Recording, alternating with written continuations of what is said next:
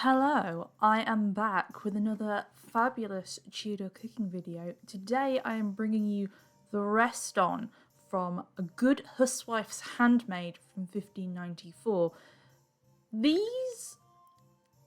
They're sort of in the dessert section under marchpane, but also in the savoury section, so I wasn't quite sure how exactly they were going to be. Looking at the recipe, they seem to be quite similar to a hot crust bun or a Cornish saffron bun, so I used one of those as a sort of basis to understand measurements and cooking time, because as you all know from Tudor recipes, they are extremely vague and make sense if you were born in the 1600s, not so much if you were born in 1992. Firstly, you need a quart of fine flour to be laid on a fair board, and you make a hole in the midst of the flour with your hand and put a saucerful of ale yeast therein.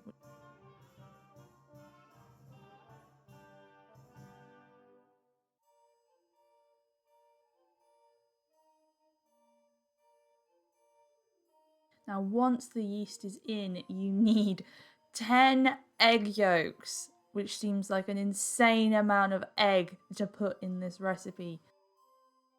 Then you need some spices, 2 spoonfuls of cinnamon, 1 of ginger, a spoonful of cloves of mace, and then a quartine of sugar finely beaten. Finally, a little saffron, just to give it that extra pep. Finally, if all that wasn't enough, you need an entire dishful of butter. Melt it, put it in your flour, and therewithal make your paste, as it were, for manchets. Now, paste is typically the word they use for pastry, but manchet suggests bread, so I went somewhere in the middle for yeasty bun. It needs to be beaten and moulded a good while until it can be cut in pieces the bigness of duck eggs.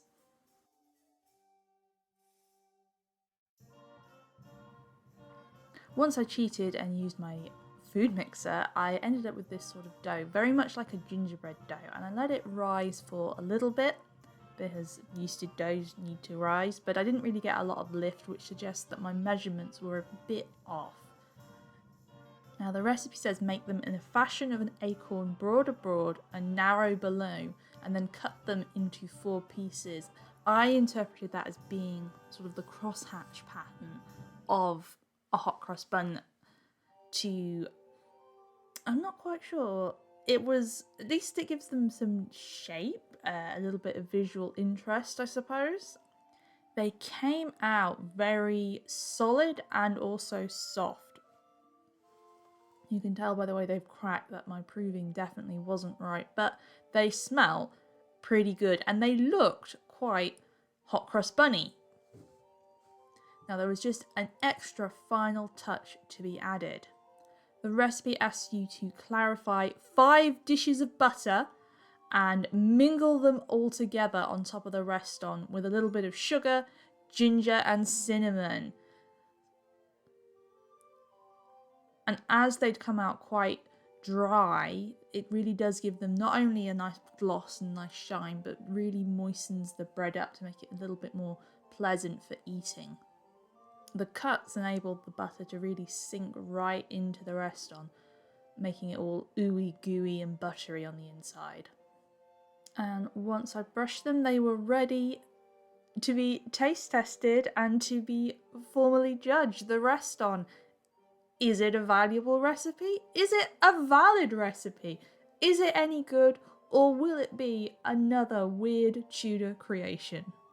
We are rolling. So these are Restons, which I have guessed to be like a hot crust bun.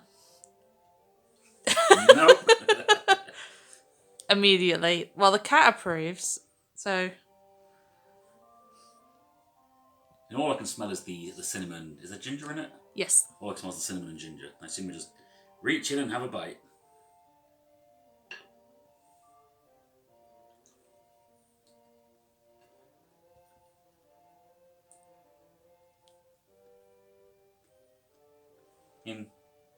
I assume it's meant to be like that, dense in the middle. I have no idea. The recipe had... The only measurement it had was for the flour, and it called for a quart of it. I don't know what that means. A quart is a litre.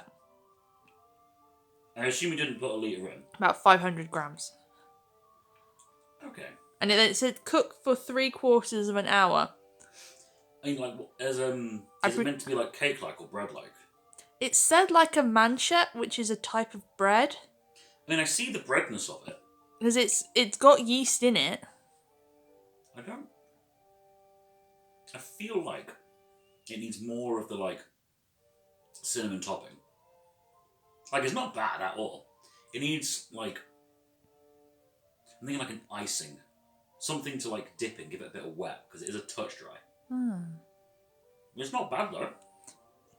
I think it called for it called for clarified butter to be poured in the middle, but I haven't got time to clarify butter, so I did the second part, which was to glaze it with butter and spices. So I'm not sure if it's meant to be like this, or if it's not cooked in the middle. I don't know what it's... Oh, is it wet in the middle? No, but it just looks dense, doesn't it? Like that dark patch. But that might be from the butter. Maybe, because it is only on the top section.